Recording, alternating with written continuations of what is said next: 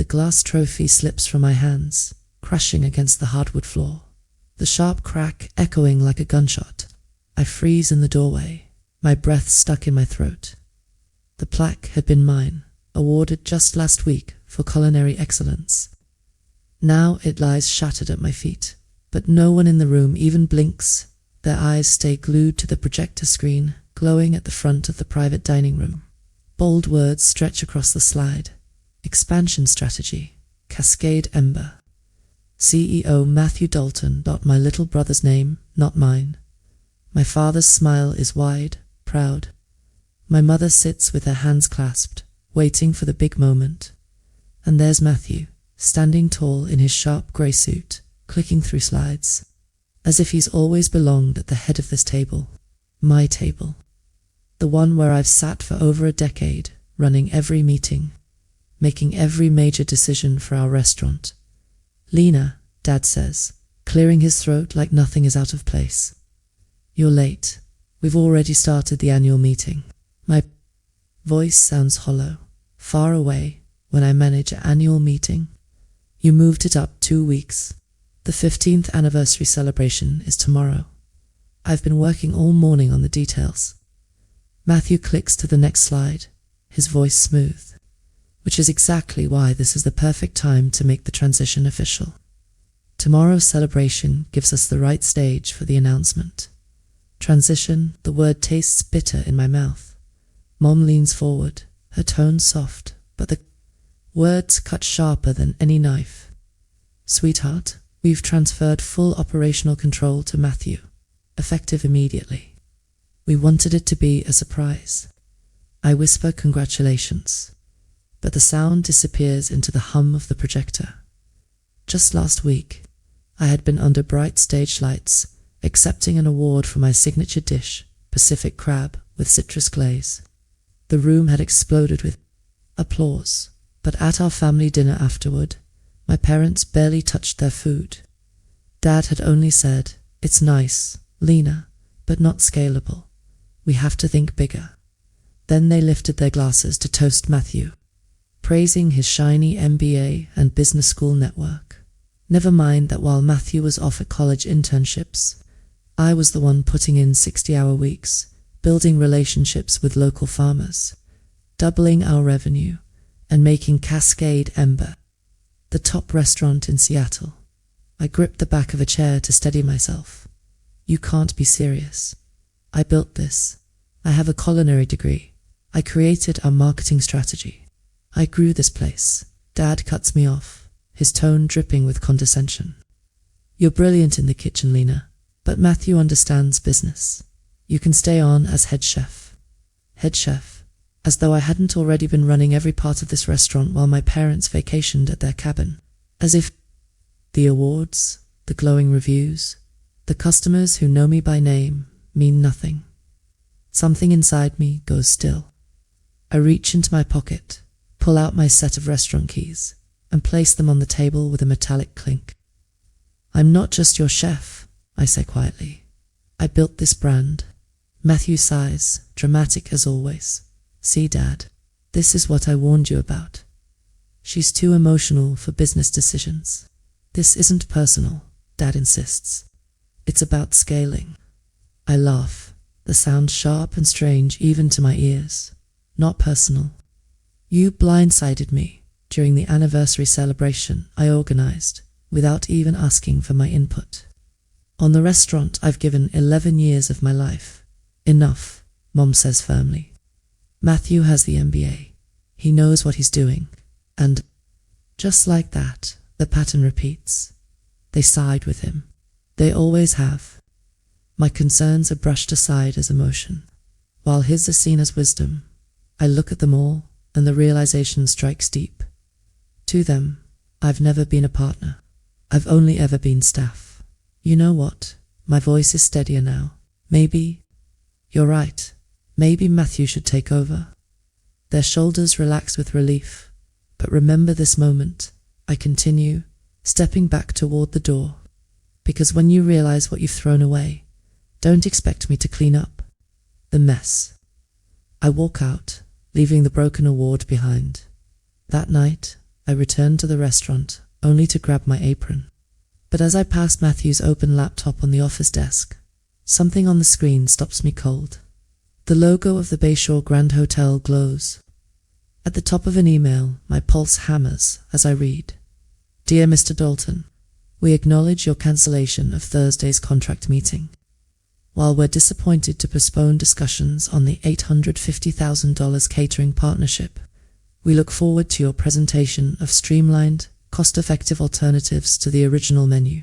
My knees almost buckle. That meeting wasn't his. To cancel, I had spent 6 months building that relationship, crafting menus, running cost analyses. Nearly a quarter of our annual revenue gone with one email. Scrolling down, I see the words that twist the knife deeper. We remain open to alternatives, provided they maintain the same standard of excellence we experienced with Chef Lena. Chef Lena, not Matthew, not Dad, me. 3 weeks ago, Matthew had hovered by my station, asking questions about my citrus glaze, just trying to learn from the best, he'd said with that fake smile that charmed everyone but me. Now I understand. He wasn't learning. He was plotting. My hands shake as fury builds in my chest. 6 years of culinary school, 11 years of 60-hour weeks. And my brother thinks he can waltz in with his MBA and dismantle everything I've built. The next morning, I march into Cascade Ember 30 minutes before a supplier meeting I wasn't invited to. My kitchen staff glance at me, concern in their eyes, but no one says a word. Through the slightly open door of the dining room, I hear Matthew's polished voice. We'll be moving away from premium seafood suppliers. It's just not sustainable. At our scale. Marcus, our fisherman for nearly a decade, sits with a furrowed brow. Beside him is Claire, whose family farm has grown our produce since before I joined. Our customers expect same-day catch, Marcus argues. That's what makes your dishes stand out. They expect value and consistency, Matthew counters. And Claire, your produce will be consolidated through Seattle Restaurant Supply. Their volume discounts will improve our margins. Claire's hand tightens around her mug. Those tomatoes you love come from a field that gets morning sun, an afternoon shade. That's why they're sweeter than anything from a wholesaler. I can't stay silent. I push the door wide. Lena, Matthew says smoothly. This is a private meeting. With my suppliers. I counter, stepping to stand beside Marcus and Claire. Matthew sighs loudly. She's struggling to accept our new direction. Please, all questions go through me. I snatch one of the folders from the table. Inside are draft menus. My award-winning crab with citrus glaze, gone. My cedar plank salmon with berry reduction, gone. In their place, bland, generic dishes like grilled seafood platter. You're standardizing the menu, I say, disgust twisting my stomach. For chain expansion. We're creating scalable systems, Matthew corrects, puffing out his chest. Dad and Mum agree it's best. The stakes slam into focus. This isn't just about my job. It's about everything. My reputation, my relationships with suppliers, our loyal customers. Marcus, I ask quietly, what happens if Cascade Ember stops ordering from you? His shoulders slump. I'll survive, but I'll have to sell one of my boats. One of my captains will lose his job. Claire nods grimly, and I'll have to plow under half my heirloom crops. I planted them just for your menus, Lena. These are unfortunate but necessary adjustments, Matthew says coldly. Speaking of adjustments, Lena, we should review your compensation. Head chefs don't receive executive pay. The final blow lands hard. 11 years of sacrifice, and they want to demote me with a pay cut. That evening, after the meeting, Daniel, my sous chef for 8 years, finds me quietly packing my knives. The kitchen staff is with you, he says softly. Whatever you choose, will follow. I wrap my favorite Santoku knife in cloth, my chest heavy with indecision. Do I stay and fight every day with my family, or do I walk away completely and start fresh? What would you do when the people who should value you most refuse to see your worth? The restaurant feels different when you're no longer part of its heartbeat. For 11 years, Cascade Ember was the rhythm of my life. Prep lists scrawled on notepads, the sizzle of onions in the pan, the familiar clang of knives against the cutting board. Now, when I step into the kitchen as nothing more than a head chef under new management, I feel like a stranger in my own home. The staff sense it too. They glance at me with worried eyes, whispering when Matthew isn't around. Daniel hovers nearby, always ready to block Matthew's criticisms before they cut too deep. But I see the cracks spreading. My recipes are already being trimmed, simplified for scalability. Marcus's halibut is missing from deliveries. Claire's heirloom tomatoes have been swapped for watery greenhouse versions. One evening after service, Daniel finds me wiping down a cutting board long after everyone else has gone. "Lena," he says gently, "you can't keep doing this. They're dismantling everything, and you're letting it happen." I stare at the knife in my hand, my reflection warped in the blade. If I leave, Daniel, it all dies faster. At least if I'm here, I can try to keep some of the soul alive. He shakes his head. "You're patching a sinking ship with a teaspoon. You need to think about yourself for once." Those words lodge deep in my chest. For years, I've thought of Cascade Ember first, me second. But now, maybe it's time to flip that order. The next morning, instead of going straight to the restaurant, I walk downtown and sit in the public library with my laptop. I type in search terms I never thought I'd care about. Independent restaurant business plans, chef-owned startups, Seattle commercial kitchen rentals. At first, it feels ridiculous. Who am I to imagine starting over? But then I think of Matthew's streamlined menus, of my father's dismissive tone, of my mother's blind praise for his MBA. My anger sharpens into clarity. For 3 days straight, I live at that library. I read articles about restaurant funding, grants for women entrepreneurs, success stories of chefs who walked away from family businesses and built something new. One story stays with me. A chef in Portland who left her family's Italian chain and started a 40-seat neighborhood spot.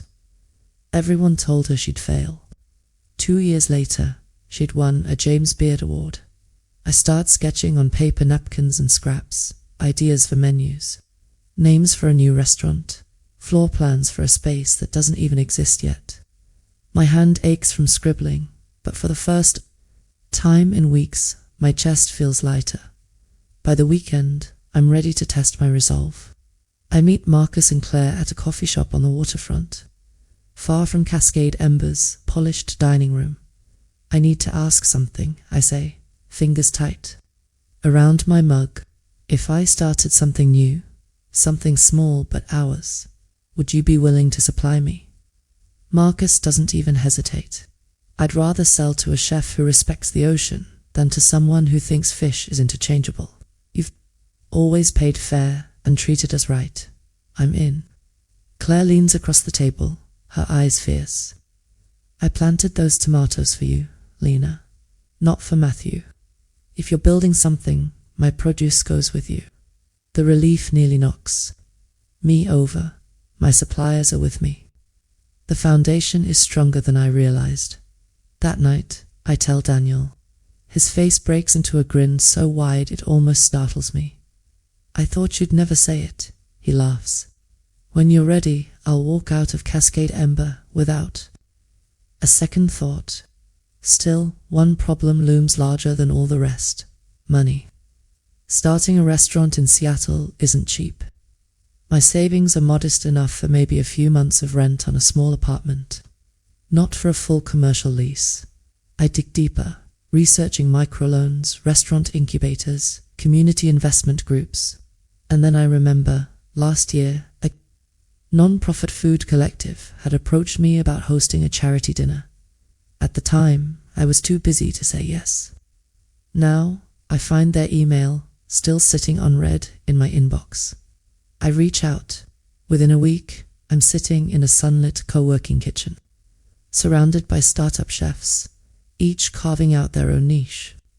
The director, a sharp-eyed woman named Isabel, listens carefully as I describe my situation. "Family restaurant takeover, huh?" she says with a wry smile. "You're not the first chef to sit across from me with that story. We can give you space to prototype your menu. If you prove there's demand, we'll help you pitch to investors." Hope flickers to life. Meanwhile, back at Cascade Ember, the tension grows unbearable. Matthew rolls out his new menus, bland dishes with margins optimized to the decimal. Customers notice. Loyal regulars send back plates half-eaten. Reviews on food blogs turn lukewarm. One afternoon, I overhear a conversation that cements my decision. A couple sits at table 6, frowning at their plates. "This isn't the same," the woman says. "Remember the cedar plank salmon? It used to melt in your mouth. Now it's just ordinary." Her partner nods. "We came here for Lena's touch. Without it, it's just another overpriced seafood spot." I retreat to the walk-in cooler. Leaning against the shelves of industrial produce, Matthew insisted we order. The fluorescent light hums above me, the smell of cardboard tomatoes filling my nose. The words replay in my head. Without Lena, it's just ordinary. That night, I open a blank document on my laptop and type the words that change everything. A smaller, more intimate version of Cascade Ember. 30 seats, seasonal, local menus. A name that honors my past but burns brighter for my future.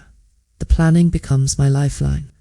I test recipes at the incubator kitchen, pulling Marcus's halibut and Claire's tomatoes into new creations. Daniel sneaks away on his days off too. Taste test, offering critiques like, "The acidity needs balance," or "Add crunch for texture." Each time, I refine. And each time, I feel more certain this is what I was meant to do. Of course. Matthew notices my distance. One evening, as I'm locking up, he corners me by the bar. His smile is polished, but his eyes are cold. "Word around town is you've been spending a lot of time at that startup kitchen." I freeze, hand on my keys. "I don't know what you're talking about." "Oh, don't play dumb," he sneers. "Do you really think you can compete with us? Cascade Ember is a brand, Lena. You're just one chef." His words sting, but only for a moment, because deep down, I know the truth. Chefs are what make brands, not the other way around. I meet his gaze evenly. "Funny thing about fire, Matthew. You can't control where the embers spread."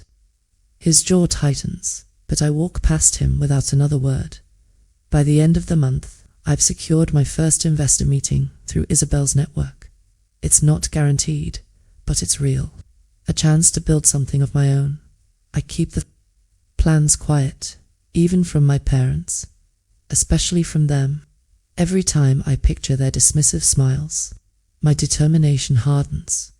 The night before the investor meeting, I stand in my tiny apartment kitchen, plating dishes on mismatched ceramic bowls, pan-seared halibut with citrus glaze, roasted heirloom tomatoes with basil oil, a berry reduction over cedar-smoked salmon. Daniel sits at the counter, tasting each dish carefully.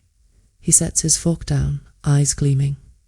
"Lena," he says softly, "this is better than Cascade Ember ever was. This is you." For the first time since that terrible meeting when the projector stole my future, I allow myself to smile. Tomorrow, I'll walk into that room not as the daughter overlooked or the chef pushed aside. I'll walk in as the founder of something new. And no MBA or family betrayal can take that away. The morning of my first investor pitch, my stomach churns worse than it ever did before a dinner service. Cooking for 200 guests. Easy. Presenting a business plan to a room of strangers holding checkbooks. Terrifying. The incubator kitchen buzzes with energy as Isabel helps me set up. A long wooden table gleams under bright lights. At each place setting, I arrange a small tasting plate, halibut with citrus glaze, roasted tomatoes, and a miniature cedar-smoked salmon bite. These investors care about numbers, Isabel reminds me. But food has power. Let them taste what numbers can't capture. When the room fills, I launch into my pitch, my voice steadier than I feel. I talk about sourcing, about Marcus's boats and Claire's fields, about loyalty and flavor. I explain how Emberlight will stay intentionally small, focused on excellence over scale. Then I let the food speak for itself. Forks scrape plates. Eyes widen. One investor, a grey-haired woman with an analytical stare, finally leans forward. "You're right," she says. "This isn't just food, it's identity." By the time the tasting ends, 3 investors express interest. Nothing is signed yet, but hope surges in my chest. Emberlight could be real, but success has a way of leaking out in a town like Seattle. By the end of the week, whispers reach Cascade Ember. I arrive at work one morning to find Matthew already waiting in the office. Arms crossed, a folder thick with papers on the desk. "So it's true," he says. "You're trying to open a competing restaurant." My throat tightens. "I'm building my own future. You made sure I didn't have one here." He flips open the folder, smirking. "Actually, you don't have the right. Every recipe you've ever created here belongs to Cascade Ember. It's intellectual property." My jaw drops. "You can't. Be serious." "Oh, but I am." He slides a highlighted contract toward me. "See this clause? Anything developed during your employment is property of the business. Which means if you try to use those dishes, I'll sue you into bankruptcy before you plate your first appetizer." My hands shake as I shove the papers back. He's twisting the very work I poured my soul into, weaponizing it against me. "You'd really drag your own sister into court," I whisper. Matthew's smile is cold. Business isn't family. That night, I sit in my apartment, staring at the stack of contracts I once signed without reading. My chest aches with betrayal. Recipes are more than ink on paper. There are late nights testing reductions, burns on my hands, memories of laughter with staff as we tasted the 10th version of a sauce. And yet, legally, he might be right. Daniel arrives with takeout containers and finds me drowning in the paperwork. Then, "We don't use the old recipes," he says simply. I blink at him. "What do you mean? We create new ones. Better ones. Ones he can't touch because they weren't born inside Cascade Ember. Let him have the past. We'll own the future." Something in me shifts. For the first time, I realize Ember doesn't need to replicate what I lost. It can evolve. It can become something Matthew could never imagine. Still, the fight spills into public view faster than I expect. A local food blogger publishes an article, "Dalton Family Feud, Cascade. Ember's founding chef breaks away to start rival restaurant." Comments flood in. Some defend Matthew, praising his vision for expansion. Others side with me, remembering the dishes that put Cascade Ember on the map. One comment stops me cold, without Chef Lena. Cascade Ember is just another chain. I'll follow her anywhere. The war lines are drawn. My parents summon me to their house the following Sunday, their voices clipped on the phone. When I arrive, the air is thick with tension. Dad paces the living room. "Do you realize what you're doing? You're tearing this family apart." Clench my fists. "No, Dad. Matthew did that when you handed him my life's work without asking me." Mum's eyes glisten with frustration. "Why can't you two just work together? You're siblings." "Because he doesn't want a partner," I snap. "He wants control. He wants me invisible." Matthew strolls in late, as though to underline my words, and throws himself on the sofa. She's dramatic, as usual. I'm just trying to protect the business by threatening to sue me. I demand Dad raises his voice. "Enough. This is not how a family behaves." I laugh bitterly. "Maybe not, but it's exactly how you taught us to run a business. Favor the son, Silence the daughter. Mum, gasps, but I press on. You didn't just give Matthew the restaurant. You gave him permission to erase me.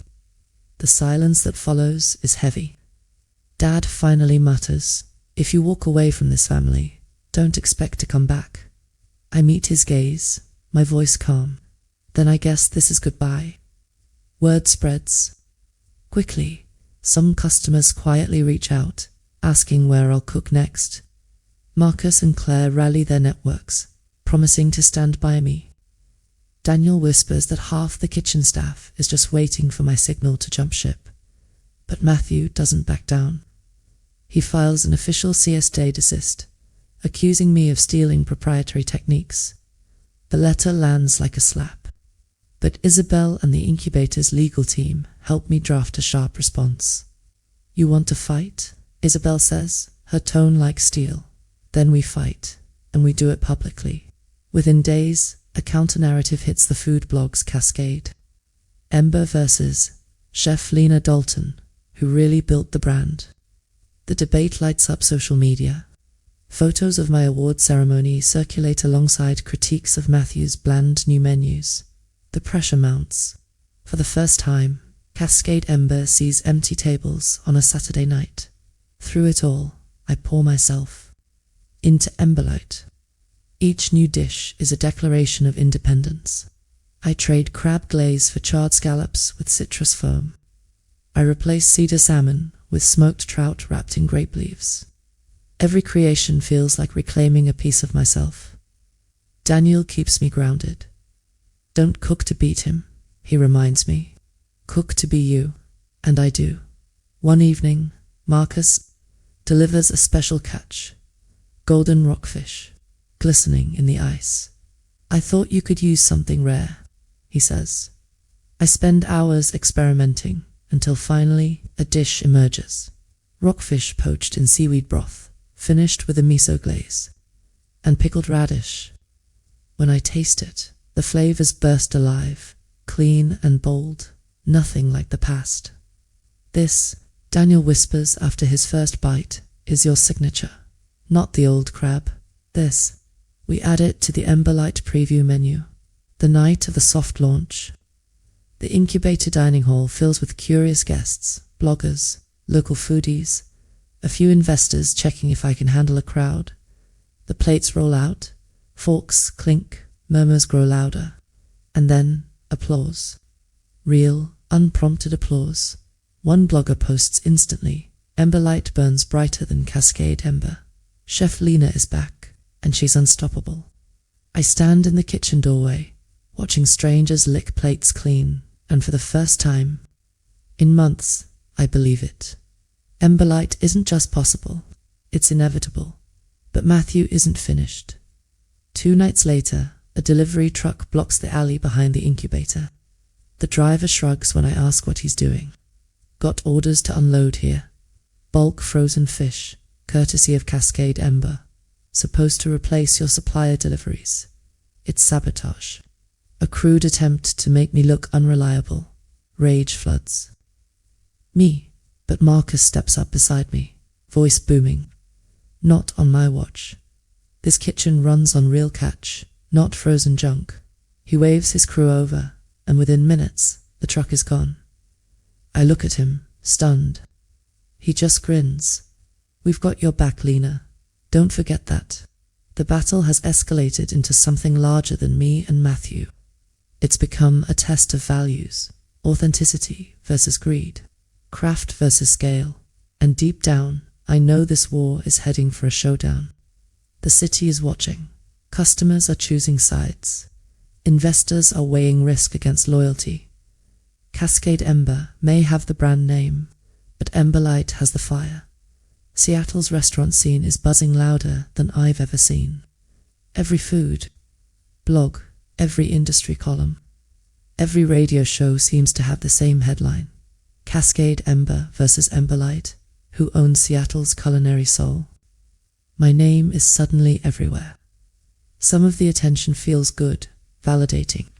Some of it feels like standing under a spotlight, heat burning down on me, every move watched, Investors are cautious but curious. Customers are hungry, literally and figuratively, to see how this family feud will end. Matthew seizes the opportunity to turn our conflict into theatre. He announces a grand reopening of Cascade Ember with a new direction gala, full-page ads, radio spots, a TV segment showing him in chef's whites he's never sweated through a day in his life. When I see the ad, something clicks. He's daring me to show up, and maybe I should. 2 nights before his gala, Isabel pulls me aside at the incubator. "You've got to be careful," she warns. "He's baiting you. He wants a public clash on his terms." I nod, but the idea is already forming. Then we change the terms. The next morning, with Marcus and Claire's help, I push Emberlight's soft launch forward. Same night as Matthew's gala. Limited seats, invite-only, word of mouth only. Seattle loves a story, and this city knows how to pick sides. The night arrives at Cascade Ember. Matthew has rented spotlights that sweep across the sky, as though he's opening a movie premiere. I see the photos online. Champagne towers, guests in sequins, trays of overcooked shrimp cocktail making the rounds. But downtown, Emberlight's doors open quietly to 30 hand-picked guests, food critics, loyal customers who'd begged to know where I'd gone, and the bloggers who broke the first story of the feud. The dining room glows with soft amber light. Music hums low, jazz mingling with the clink of glasses. Plates leave the kitchen one by one, the golden rockfish and seaweed broth, charred scallops with citrus foam, Claire's roasted tomatoes dressed in basil oil. Every dish carries a story, every flavor a memory of where it came from. Guests murmur, then grow louder, then laugh, then applaud between courses. The room hums with life. Halfway through service, Isabel leans in and whispers, "Lena, you need to see this." She shows me her phone. A live feed from the Cascade. Ember Gala is trending on social media, and it's bad. Guests are complaining about soggy appetizers, cold entrees, service so slow it borders on chaotic. One food critic tweets, "Cascade Embers, new scaled. Menu tastes like cafeteria food with a marketing budget." Minutes later, another post goes viral. A side-by-side photo. On the left, Matthew in his spotless whites, posing with a tray of frozen shrimp. On the right, my rockfish dish at Emberlight, glowing like art. The caption reads, "One has soul, one has scale. Seattle deserves better." The city is watching in real time, and the choice is becoming obvious. But Matthew doesn't go down quietly near the end of service. As guests sip coffee and savor dessert, the doors of Emberlight swing open. Matthew strides in, flanked by 2 reporters and a photographer, his smile sharp as glass. Well, he says, loud enough for every diner to hear. "Here's the prodigal chef, stealing recipes and suppliers. Thought you could hide in this little startup kitchen." The room freezes.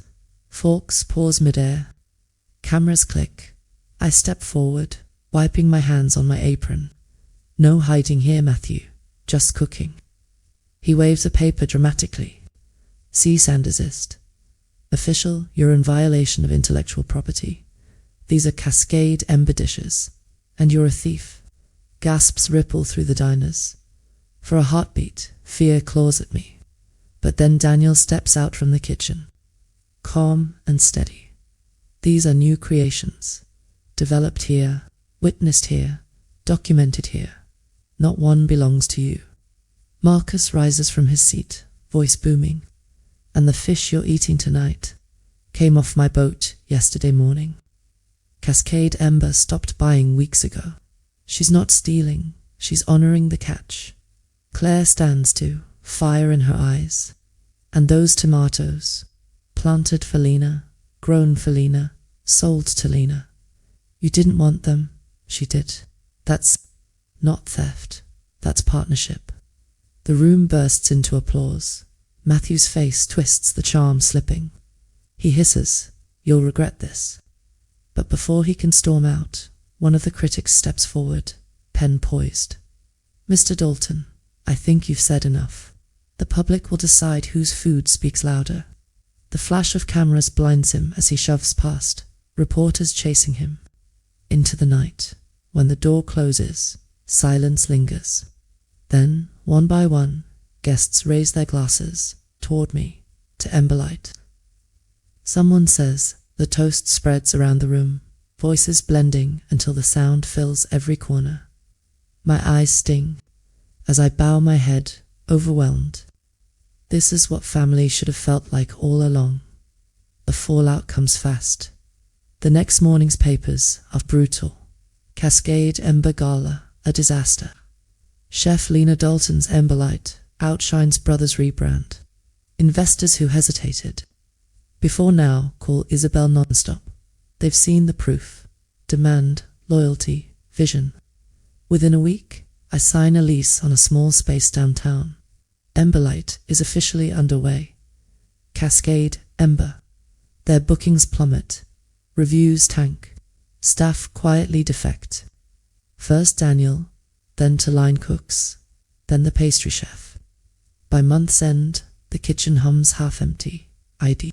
My parents call once, leaving a voicemail thick with disappointment. You embarrassed us. You ruined Matthew.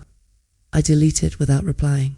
For the first time in my life, I don't feel the need to explain myself. Opening night at Emberlight is nothing like Cascade Ember's flashy galas. No spotlights, no champagne towers, just 30 seats filled with people who believe in what we're building. The air hums with quiet excitement. The kitchen pulses with energy. Daniel calling. Orders Marcus's fish glistening on ice. Claire's tomatoes stacked high in wooden crates. I plate the first dish, hands steady, heart racing. When the server carries it into the dining room, the room erupts in applause before the fork even touches the food. I glance at Daniel, who grins. We made it. No, I whisper back, tears threatening. We started later that night. Long after the guests leave and the lights dim, I stand alone in the quiet kitchen. I think about the years I gave to Cascade Ember, the family who never saw me, the brother who tried to erase me. And I realize something. I don't regret it. Not 1 hour, not one dish, because all of it brought me here. Emberlight isn't just a restaurant. It's proof that no one gets to decide my worth except me. I turn off the last light, step into the cool Seattle night, and breathe deep. For the first time in years, the air feels mine.